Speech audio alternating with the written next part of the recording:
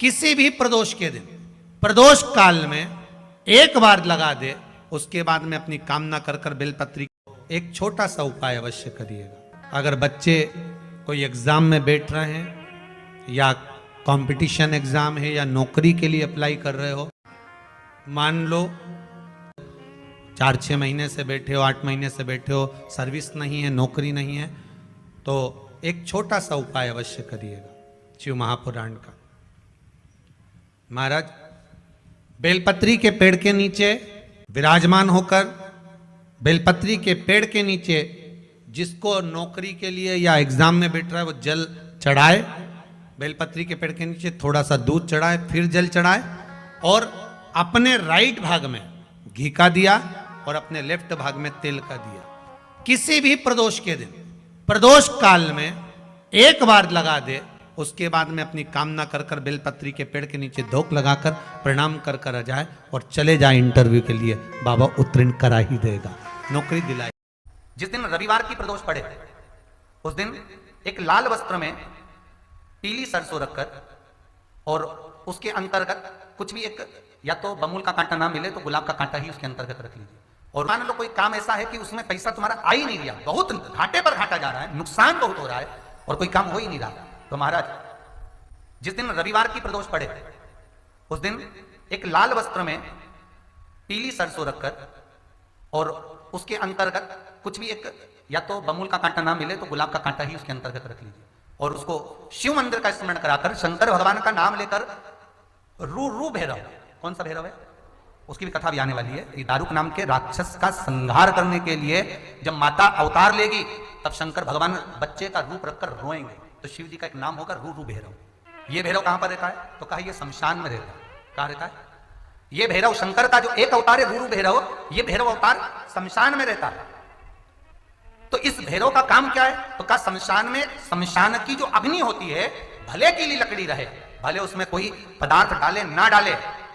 थोड़ी देर में वो अग्नि रू आवाज, हल्की सी शमशान की जो अग्नि जलती है उसमें एक आवाज आती है। आप वैसे कोई अग्नि जलाएंगे ना तो आवाज नहीं आएगी, ध्यान देना। हमारे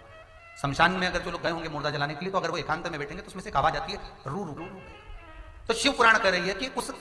सरसों को, कांटे को रू भैरव का नाम लेकर जिस व्यापार जो नहीं चल रहा है, दुकान जो नहीं चल रही है, उस दुकान के सामने, उस व्यापार के सम्मुख में उसको जला दिया जाता है। ये करा जाता है रवि प्रदोष के दिन। महाराज कौन से प्रदोष? रवि प्रदोष के, जो सुख का भान कराती है, व्यापार की उन्नति के लिए, समृद्धि के लिए, लक्ष्मी के लिए इसका प्रयोग किया जाता है। तो यहां पर दारुक नाम का जो असुर है, दारुक नाम का जो राक्षस है, उसका एक ही कहना है कि मैं मरूं, मना नहीं है ब्रह्मदेव पर, वो मरने का। नंदी का एक पांव जो ऊपर होता है, आप लोग दर्शन करे होंगे शंकर जी के मंदिर में नंदी के, तो नंदी का एक पांव उठा हुआ होता है, एक पांव नीचा की ओर होता है। हड्डी से जुड़ा हुआ रोग, नेत्रों से जुड़ा हुआ, मस्तिष्क से जुड़ा हुआ कोई रोग रहता है तो एक नीले कलर का फूल आता है महाराज, उस फूल में हल्दी डालकर गुरुवार का प्रदोष पड़ने पर जो नंदी के पांव के पास समर्पित कर देता है महाराज, उसका रोग धीरे धीरे समाप्त होने लगता है। लिंग पुराण कहती है कि नंदीश्वर भगवान के सामने जो पुष्प समर्पित करा जाता है उसको, ये तो लिखा था स्कंद पुराण और शिव पुराण, लिंग पुराण कहती है जो फूल आपने समर्पित करा उसको लाकर पानी की बाल्टी में डालकर आप स्नान भी कर सकते हो, उससे भी हड्डी के जितने रोग होते हैं उसमें आराम लगने लगता है। जैसे कहीं शरीर नहीं चल रहा, हाथ झुन्न पड़ रहा है, हाथ काम नहीं कर रहा, हाथ में झुंझुनी आ रही है, कंपन आ रहा है, जैसे मान लो कोई काम, चाहे वो शनिचरी प्रदोष हो, चाहे रविवार की हो, सोमवार की हो, मंगल की हो, बुधवार की हो, गुरुवार की हो, शुक्रवार की हो, शनिवार की हो, कोई भी वार की हो, प्रदोष, प्रदोष काल में शाम का समय सूर्य डूब रहा हो, बस डूबा ही हो, और उस समय पर केवल 3 दिन ऐसे रहेंगे, 3 बार ऐसे रहेंगे, 3 तिथियां ऐसी रहेंगी, 3 समय ऐसा रहेगा जिस समय पर तेरे द्वारा निर्मित शूल को भी शिव धारण करेगा और जगत का कल्याण करेगा।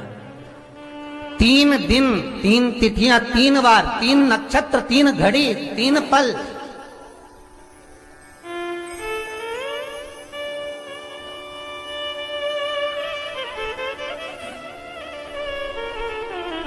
जिसमें बाबा शूल भी धारण करते हैं, और शूल अकेले धारण नहीं करते महाराज, जो धतूरा होता है ना, दर्शन करें धतूरे के, कांटे कांटे सा होता है धतूरा, तो वो धतूरे के साथ में बाबा शूल धारण करते हैं। बेलपत्री के शूल को, ये बहुत बहुत आनंदमय कथा है महाराज जी, जिसके जीवन में हमेशा कांटे ही मिले हैं। बेटी बड़ी हुई तो घर में मायके में दुख देखा, और मायके से गई ससुराल में तो ससुराल में दुख देखा। ससुराल में भी दुख देखने के बाद में भी पति को बहुत कुछ काम खुलवाया, बहुत धंधे खुलवाए, नौकरी लगवाई, पर वो पति बार बार छोड़ कर आ गया, बार बार तकलीफ भोग रहा है, बार बार कष्ट भोग रहा है। फिर थोड़े दिन काम करता है, थोड़े दिन छूट जाता है, फिर व्यापार में बढ़ता है, फिर छूट जाता है, फिर कोई दुकान खुलवाई, थोड़े दिन अच्छी चली, फिर वापस वहीं घर पर आकर बैठ गया। अर्थात उसके जीवन में वो शूलता चल रही है। तो बाबा देवाधिदेव महादेव कहते हैं, ये 3 घड़ी, 3 पल, 3 नक्षत्र, 3 समय, 3 दिन में जो शूल मुझे समर्पित करता है, उसके जीवन से मैं शूल हटा देता हूं। वो 3 दिन लिखे स्कंद पुराण।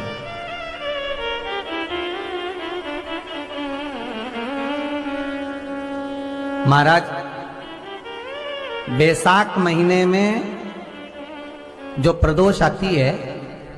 बैसाख के महीने में बहुत ध्यान से सुनना भाई, जो अपनी जिंदगी से बहुत तंग आ गए हो, परेशान हो गए हो, कष्टमय जीवन जी रहे हो, बहुत दुखी हो गए हो, उनके लिए ये स्कंद पुराण का चरित्र फिर मिले ना मिले, आप प्रेम से सुन लो भाव से। पहला,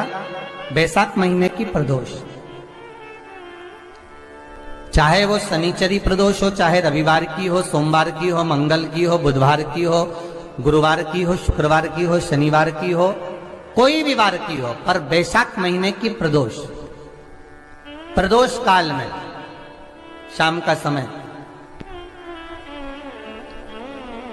सूर्य डूब रहा हो, बस डूबा ही हो, और उस समय पर सूर्य के डूबन के तुरंत बाद बाबा को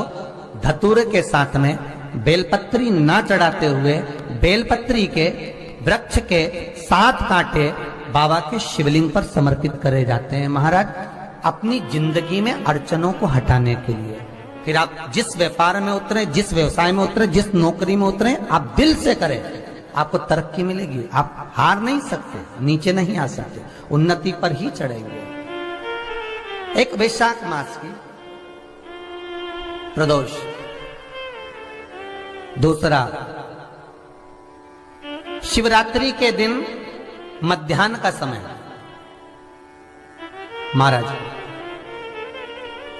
जो बड़ी शिवरात्रि होती है माघ की, बड़ी शिवरात्रि के अंतर्गत मध्याह्न का समय, दोपहर के ठीक 12 बजे, चाहे फिर वो कोई भी दिन हो महाराज, शिवरात्रि जिस दिन पड़ रही हो,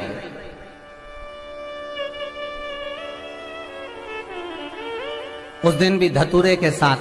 बाबा को 7 कांटे बेलपत्री के वृक्ष के समर्पित होते हैं महाराज। इसमें आप ये वाले जो कांटे हैं, जो शिवरात्रि के दोपहर 12 बजे वाले हैं, अगर कोई मदिरा पीने वाला हो, व्यसन में डूबने वाला हो, कोई जुआ खेलने वाला हो, कोई गलत वैश्यावृत्ति करने वाला, या अपने मार्ग से विचलित कोई व्यक्ति है, उसके लिए भी ये कांटे बहुत काम आते हैं महाराज। दूसरा, पार्वती, तेरे द्वारा तेरे नयन अश्रु से जो प्रगटा हुआ बेल का वृक्ष है, द्वितीय शूल मैं वहां धारण करता हूं, तृतीय शूल, तीसरा शूल जो वर्णन करा गया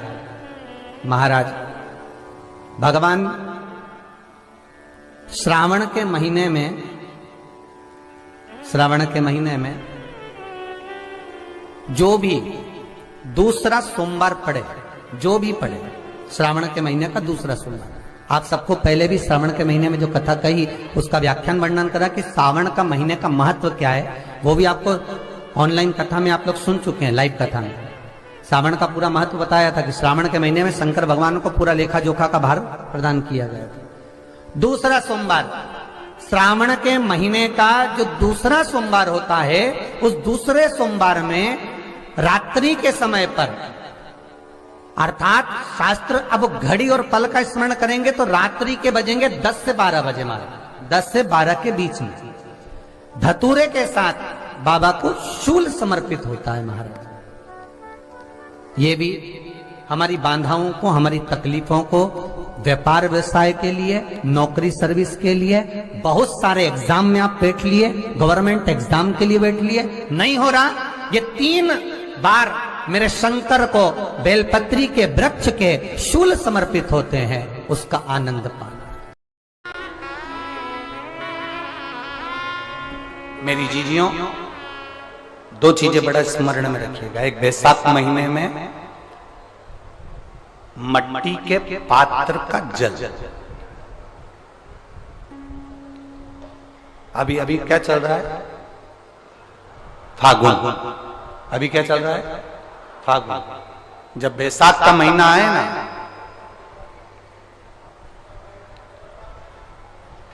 जितने यहां बैठे और जितने आस्था चैनल पर सुन रहे हो, जितने फेसबुक यूट्यूब पर कथा श्रवण कर रहे हैं, जितने मोबाइलों पर देख रहे हैं, प्रयास करना, बैसाख के महीने में मिट्टी के पात्र में जो रात्रि भर जल रखा हो, मिट्टी के पात्र में, अगर आपके पास में घड़ा हो, हंडा हो, नी हो, तो दिया हो, दीपक हो, कुल्लड़ हो,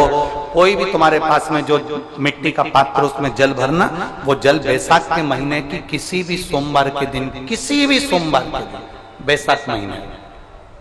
या किसी प्रदोष के दिन, या बैसाख महीने के शिवरात्रि के दिन, वो मिट्टी के पात्र का जल अपने घर के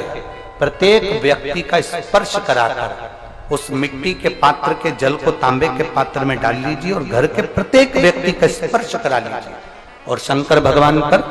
कुंदकेश्वर महादेव के नाम से समर्पित करिए। कुंदकेश्वर महादेव। कभी जीवन में पीछे पलट कर देखने की जरूरत नहीं पड़ेगी, आप उन्नति की सीढ़ी की ओर बढ़ते चले जाओगे। बैसाख महीने में मट्टी के पात्र का जल भगवान शंकर को समर्पित होना चाहिए, उसका सुख हमारे जीवन को एक आनंद फल प्रदान। जैसे कहते हैं ना, कोई अच्छा मिले ना मिले, धन मिलने से कोई भाग्यशाली नहीं होता।